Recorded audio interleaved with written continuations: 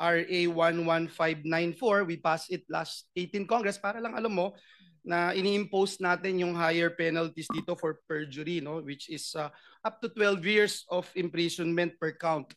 Actually kanina si Bryce, nawala na si Bryce. Kanina pinapakinggan ko si Bryce, parang naka-4 na counts na ng perjury. So that's 48 years na. Anyway, gusto kong ipakita sa iyo to, JP, no, yung binanggit mo doon sa camera. Can you stop my Ayan. Pwedeng pakibasa mo, JP, yung binanggit mo dito sa camera. Verbatim yan, Mr. Chair.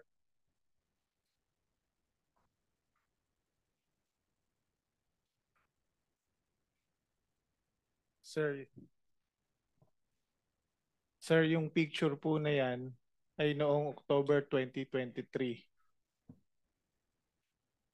na kung saan nagre-request po si Senator Joel ng iyong, sensya na po, medyo malabo yung mata ko, ng inyong yung mga binasa po ni Engineer Bryce na base ng flood control kanina na nakasaad doon sa context. 4 lang po yung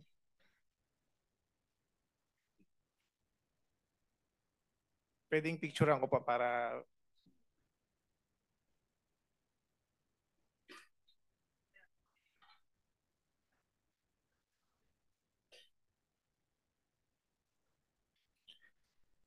Sir, yung picture po na yan ay noong October 2023 na kung saan nagre-request po si Senator Joel ng yung mga binasa po ni Engineer Bryce ng flood control kanina na nakasaad doon sa context. 4 lang po yung napicturan sa akin ng boss ko. Kumbaga para sa summary po yan na sinasabi ni Senator Joel na mababa yung kanyang pondo, subalit siya ang majority floor leader. Isa siyang majority floor leader. Majority floor leader siya noon that time and member siya ng Commission on Appointment. Yan yung sinabi mo.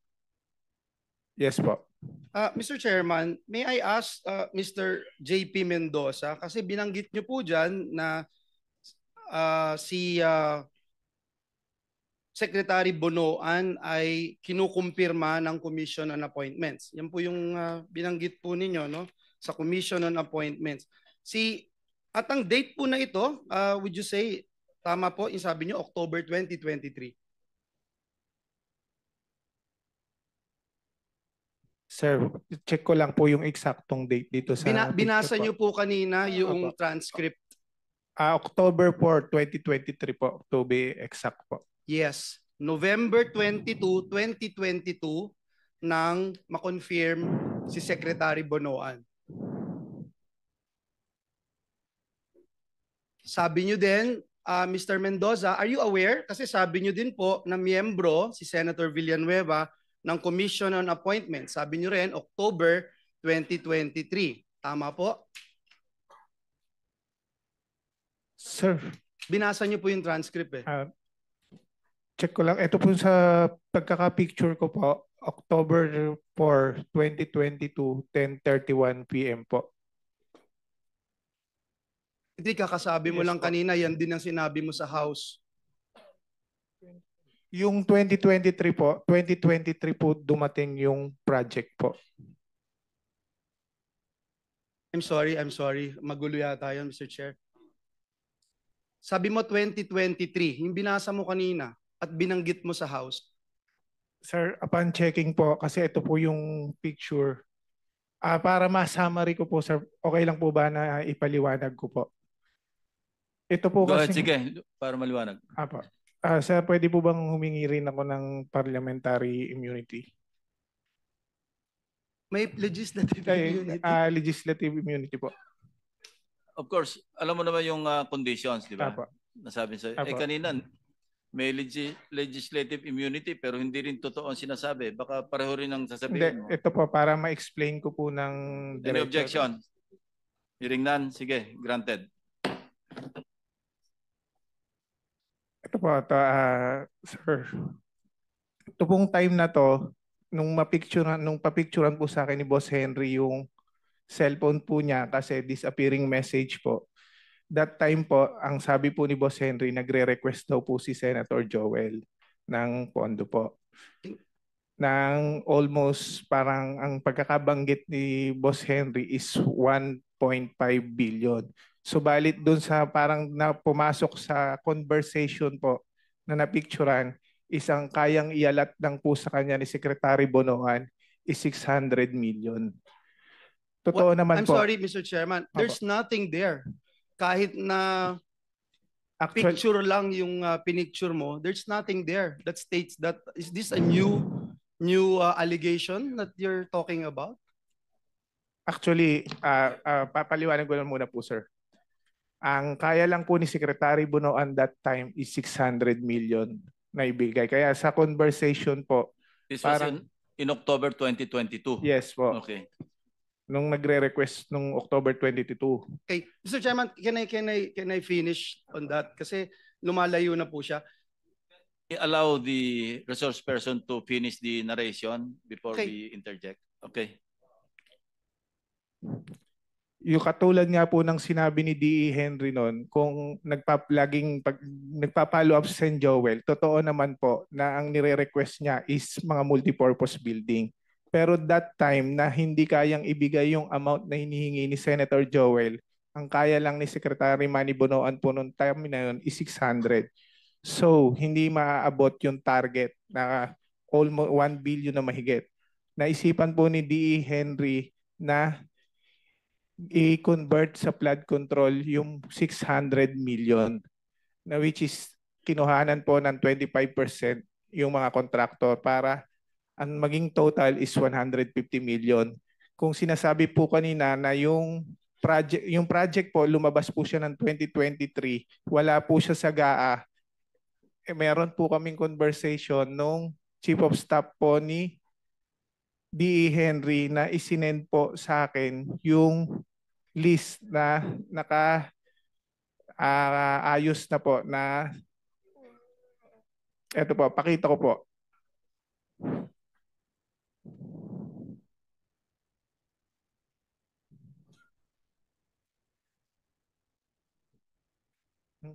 Check natin.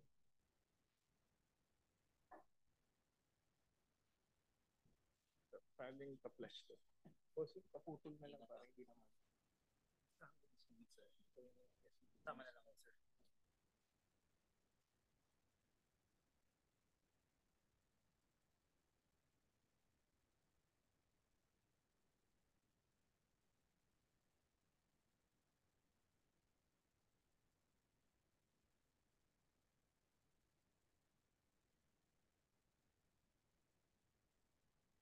Mr. Chairman. Not germane to my questions kasi, Mr. Yung Chairman. sinasabi mo, excuse me, Senator Joel. Sinasabi mo, meron kang screenshot ng conversation mo with Senator Joel? Pinapicturan po sa akin. Sino kausap ni Senator Joel? Si D.E. Henry po. Chairman, hindi po screenshot. Ang screenshot, it has to be your phone. So, well, screenshot or photo taken from a screenshot, pareho lang hindi yun. po photo, pinapicturan po niya sa akin yung cellphone niya. Yung cellphone. Kasi disappearing message po siya. Okay, sige. Nasaan yun?